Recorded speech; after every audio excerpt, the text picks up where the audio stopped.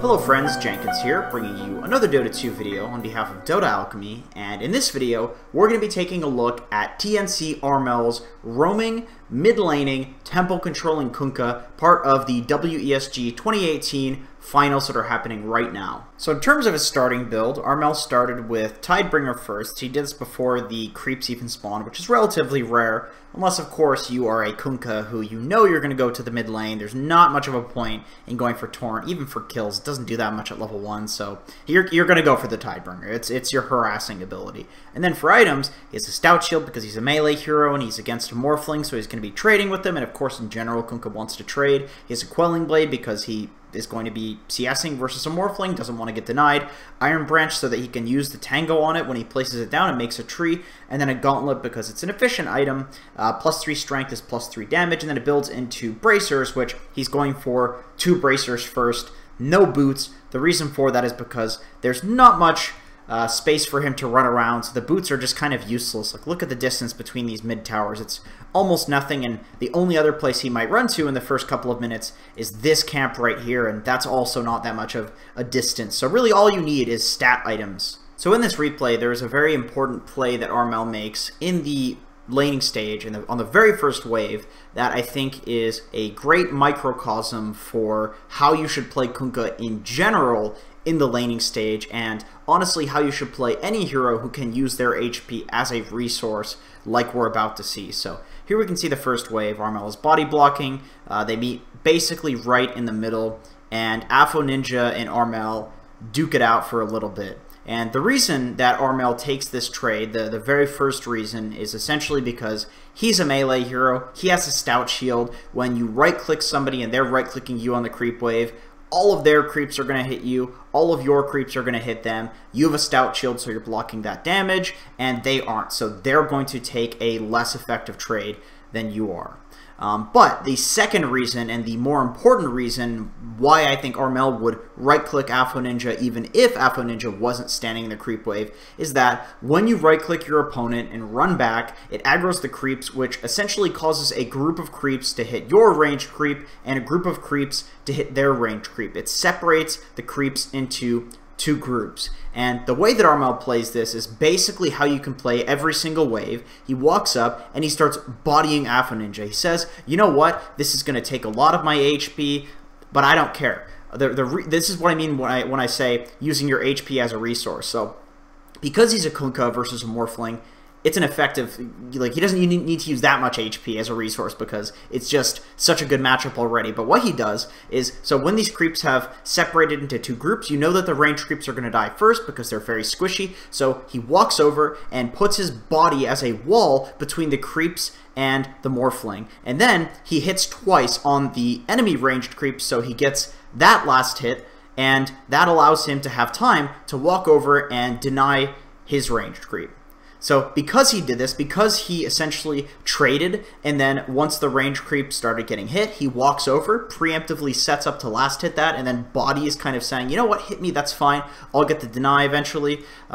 It allows him to walk over and deny the other range creep, which is amazing because in the current iteration of Dota, the range creeps give you so much more gold than the melee creeps, and of course they've always given you so much more experience than the melee creeps. So essentially, range creep denies and range creep last hits are kind of all that matters in the laning stage in terms of denying and CSing. So there hits a point in the game, and it's at about 7 minutes in, where it just kind of feels like Armel is not having as great of a time versus this Morphling as you would like. Morphling is getting CS. Morphling is trading with him, and it's more effective because Morphling has some levels. Shadow Shaman had just ganked. It hit night, so it's dark, and you can't see if anybody's coming to gank you. So Armel essentially says, you know what? This is more trouble than it's worth. What I'm going to do is just push the lane out and then go jungle. So he pushes the lane, jungles, pushes the lane, jungles, and this is kind of the interesting thing about this game, is that a lot of the time as a mid lane Kunkka,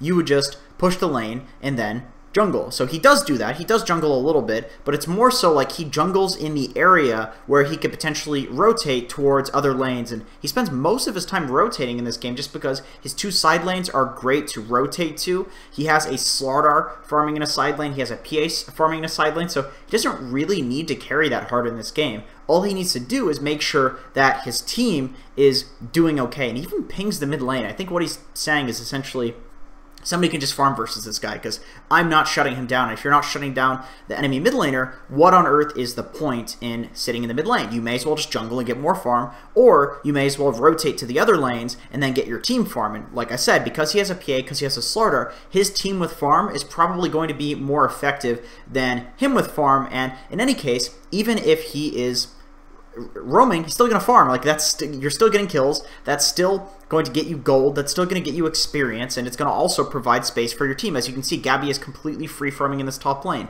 It was a hard lane, and now there's nobody even contesting him. So next, I want to show you a rotation that Armel makes to the top lane, and actually, we'll go back about 10 seconds. So there are 2 points that I find interesting here. So we can see just by like the general gameplay in this game. Watch how Gabby plays. It's just sitting in the trees, very scared, uses a dagger for a last hit. So we can see that it's being communicated in this game within TNC that Gabby feels like this Doom is contesting him. And it is true, he has Doom available, so that's this threat that is always looming if you want to just go lane here. So somebody essentially needs to come up here and say, alright, you know, if Gabby isn't free farming, we're going to make it that way. And the best hero in this game for doing that is most certainly Kunkka, because with Doom, you can't really harass him because he's got 3 points in the Devour, so these other heroes aren't going to do much. Maybe Slardar could with the PA, but Kunkka is the mid laner, so he's much stronger than the Slardar, and it's going to be effective for killing the Doom. And then the Nature's Prophet can, of course, teleport. So that's the first point, is essentially that Kunkka, Armel, is roaming not necessarily to get kills. The kills don't really matter, even though they can kill the Doom. It's more that he has the kill threat, and he's showing himself as that threat on the map. So he immediately, as soon as this PA gets contested, the PA is the most important hero in the game to farm, he kills the Doom. So even if they don't get this kill, it still pushes Pasha out of the lane and shows that threat that he's going to be there. So the reason that this rotation also happens is because, once again, Kunkka is the best roamer in the game, and what he needs to do in the mid lane is essentially just defend the tower. That's it. And he doesn't need to be doing that because he's got much more effectiveness doing other things on the map that the supports can no longer do.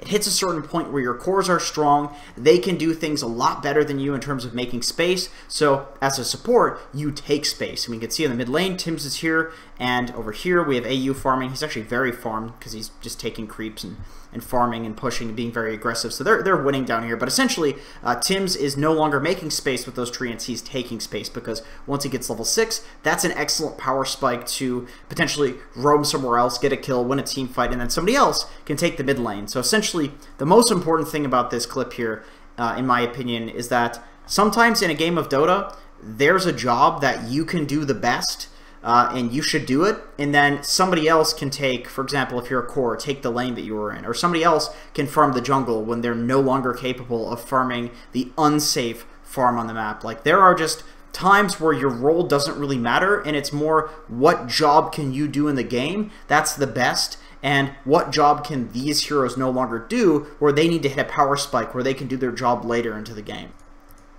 So after about 12 minutes, essentially what Armel does is he just jungles and then TPs defensively to get to every single fight that's happening, or his Chen will walk to a lane and then pull him in with the Holy Persuasion. But essentially the most important thing that's happening right now, in my opinion in this clip, is that Armel is jungling. And he even pings every couple of minutes the mid lane to like indicate to his team, hey, I don't want to defend this, somebody's going to need to defend this tower because Morphling is going to be pressuring it, but it can't be me. And the reason it can't be him is because he's the tempo controller. He's been ganking. Every gank has gone favorably for them when he ganks. So at this point, it's very clear that if VP is going to win the game, if VP is going to make a play that is successful, it's going to be around the Kunkka. Like, he's not going to be there. They're going to force him somewhere. They're going to see him somewhere and then go on somebody else. So it is absolutely imperative with that amount of pressure on Armel that he doesn't just willy-nilly show in the mid lane. And as I say that, he TPs to the mid lane, but only in a scenario